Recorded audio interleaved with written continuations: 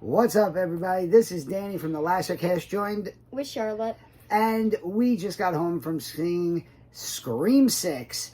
If you want a completely non-spoiler take on this movie, I saw this Tuesday night at an advanced screening, and my spoiler-free review is up on our channel now. You can check that out.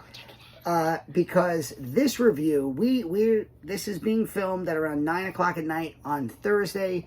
It'll post on Friday, and we're going to talk spoilers here. But before we get to spoilers, we're talking about the franchise, the Scream franchise. This is the sixth movie in the franchise.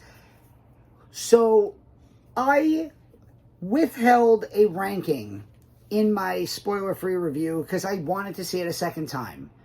And now that I've seen it for the second time, I'm comfortable to do my ranking, and Charlotte has her ranking, even though she just saw it for the first time. So, what do you think? Do you want to go first? You go first. I go first? Yeah. Okay.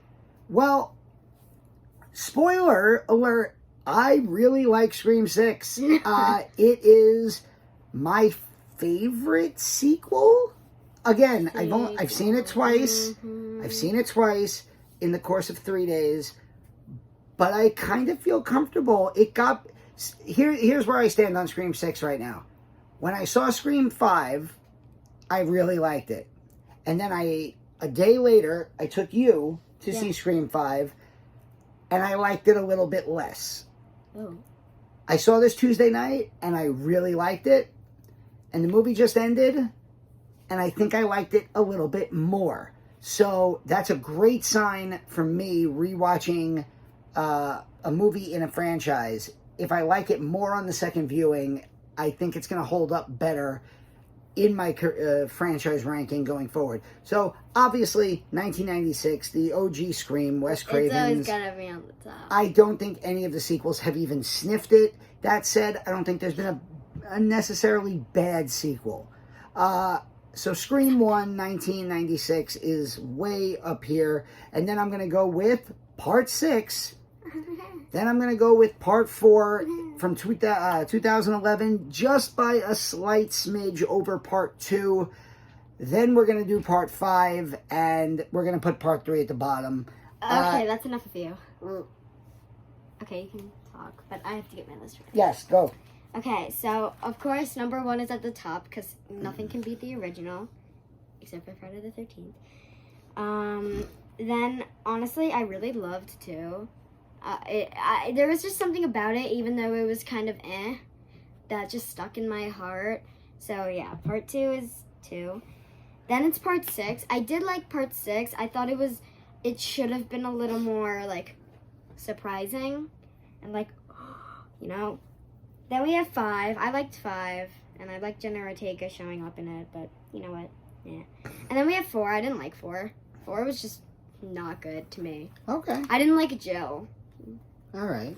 And then 3 at the bottom because 3 sucked. I don't think... She checked his pulse! That's all I gotta say.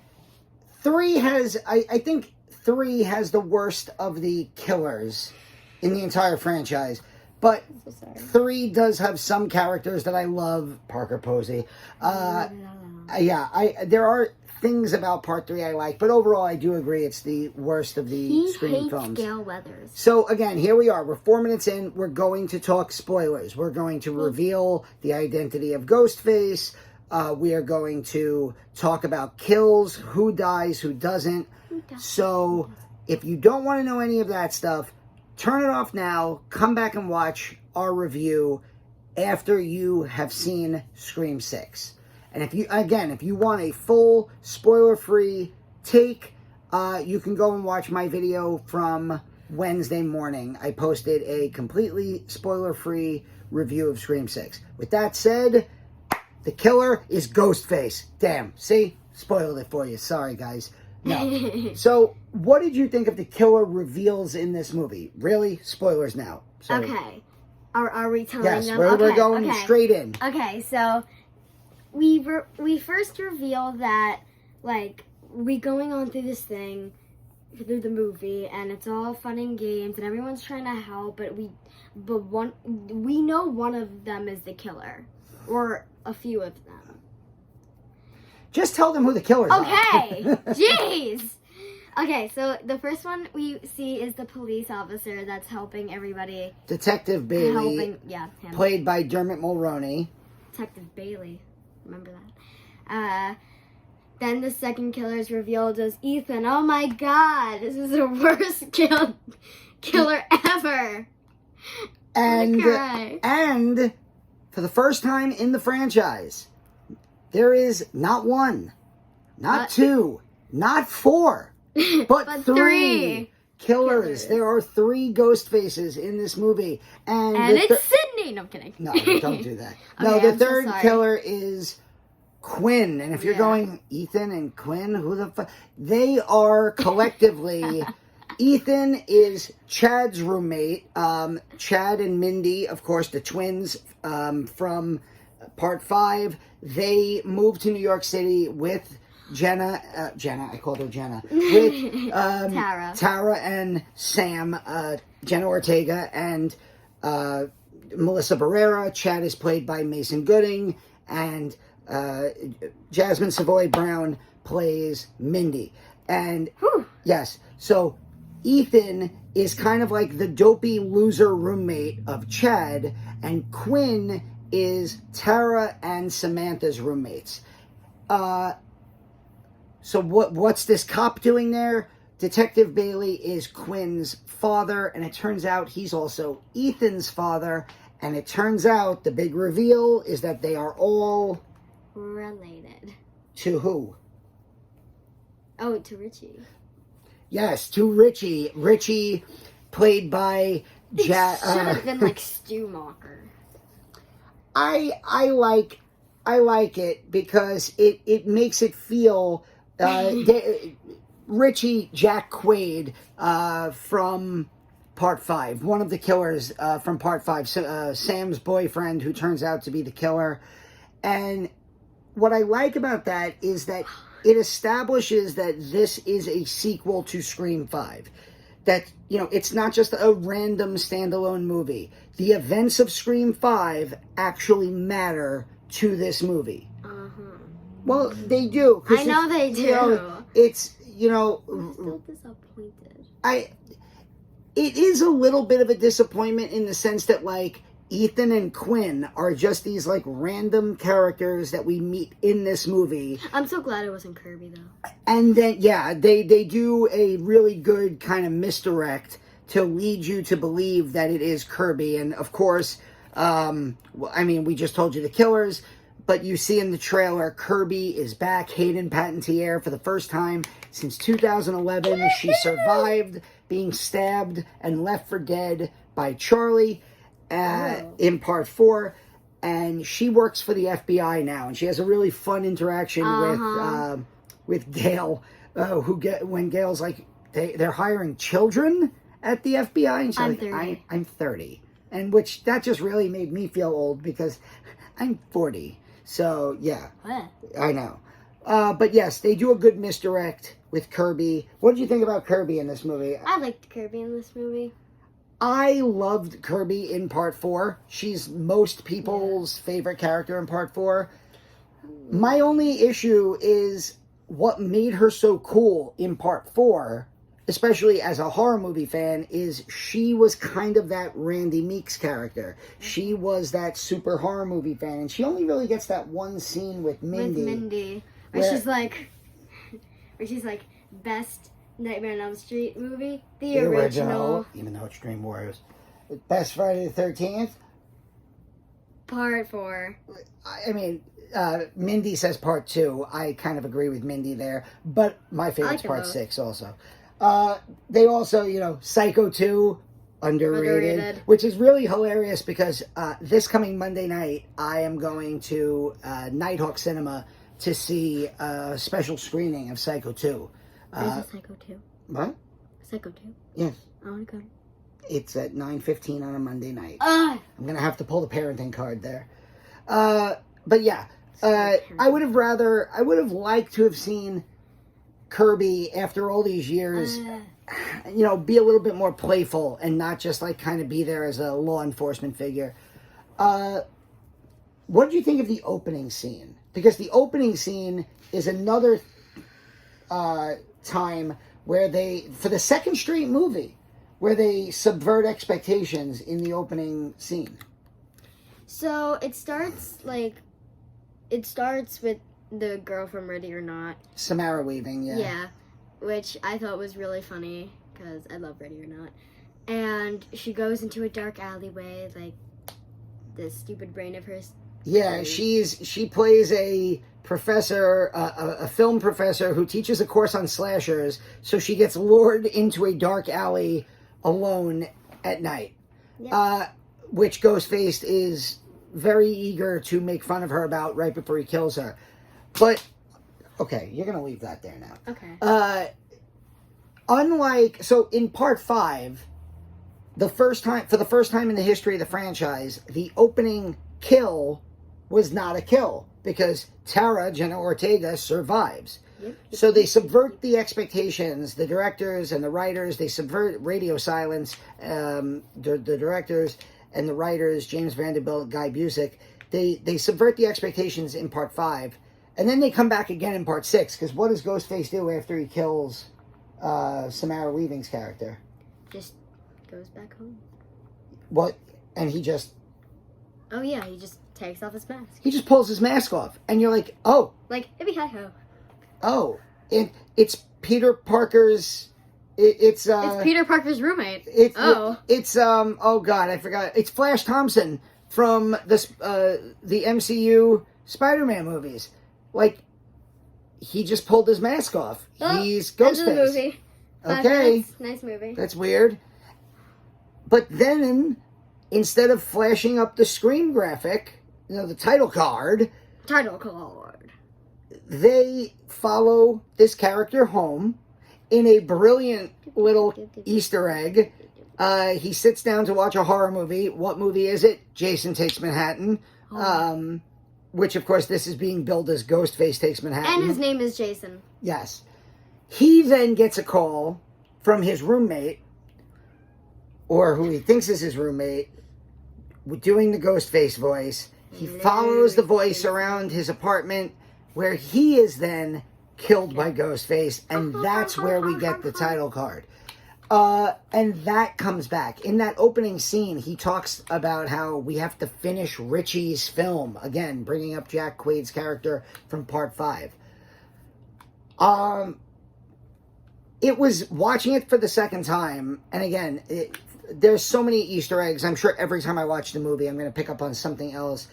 The train sequence, for example. There's so many horror characters. The movie takes place on Halloween, so there's so many horror characters on the train sequence. Who did you notice? I noticed Pennywise and the Bob. Well, Georgie.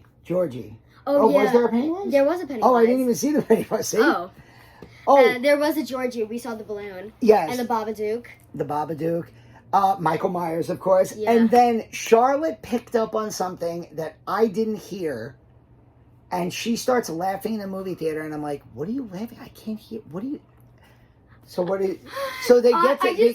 I just hear in the background of like everyone trying to get into the train station because it's super crowded. Evil dies tonight.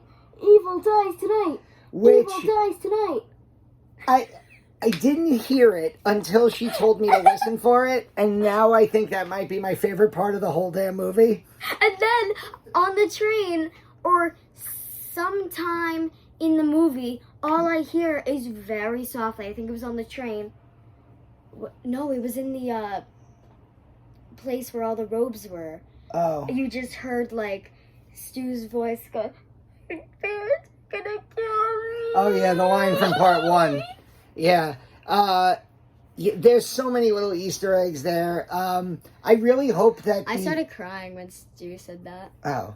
So sad. I really hope that the third part of Radio Silence's trilogy, Scream trilogy, they don't have Jenna Ortega, like, they don't have, like, her boyfriend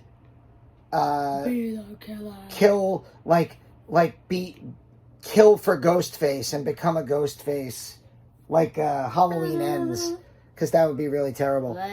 But there's the other. My favorite part, as we hear our cat cry outside the door, my favorite part is in every Scream movie from the very beginning, starting, of course, with Randy in the original, you have the Randy character lay out what kind of movie you're in. Yeah. So, obviously, it's a slasher movie in part 1. Yeah, it's a sequel, a trilogy, a remake in part 4, a requel in part 5, and then that's where Mindy has her scene. In this movie, Mindy... The equal. Mindy has her great moment in the middle of the film where she's like, we're not dealing with a sequel or a requel. We're dealing with a whole franchise. And when she basically lays out who the suspects are and who the killers might be, well, she is legit 100% dead on. She goes, Ethan, number 1, I think you're the killer. Quinn, you're a suspect. How did you become their roommate? And they're like, yeah, but she can't be a suspect. Her dad's a cop. And she's like, and Mindy goes, yeah, her dad's a cop. That probably makes it easier. I bet you her dad's in on it. And it's just like, when the movie ends, you stop and you think and you go, oh shit, she was dead on. Mindy had it one. I feel like, since most of you have probably already watched this, I feel like when they were in the robe thing and the projector was on and there was that slit in the curtain, I feel like I just imagined and I pictured it, and then I snapped back to reality. I was just expecting Billy Loomis to go, get away from my daughter, you. Yeah. I mean, they still have a couple scenes with Ghost Billy, played by, Skeet Ulrich coming back. And I'm not sure I love that part of these movies. I love it. He's amazing. Although I will say, they kind of leave it off at the end where, Sam throws the mask down. But, I don't know where you go from here. Exactly. Because, you've just tackled the whole franchise. You did the requel. The whole franchise. You just did the whole franchise. Yeah. So what's left? What's the last horror movie trope to tackle? And I'm going to say again what I said after Scream 5, and I would just love them to do something completely original. After Scream 5, a big part of Scream 5 was Rian Johnson's Scream 8, where Ghostface is wearing a metal mask and he's shooting a flamethrower, and that's where James and Chelsea are on, and they're criticizing that movie, and they're talking about how much it sucks, Stab 8. Well, I want them to make Stab 8, because I think there's nothing left for them to do in tackling the horror genre. They've done remakes, they've done requels, they've done the franchise. Now, just go off and make something absolutely bonkers. And just for shits and giggles, I said it before, I'll say it again, they should hire Rian Johnson just to be killed on set. I think they should hire James and Chelsea and bring them back and have them get killed by Ghostface. That would be cool. I think they should it should almost go meta. I was going to say they should go meta. The whole Scream franchise is meta. They should just go insane. That's what I would like them to do in the next Scream movie. So, overall, you ranked it, what, third?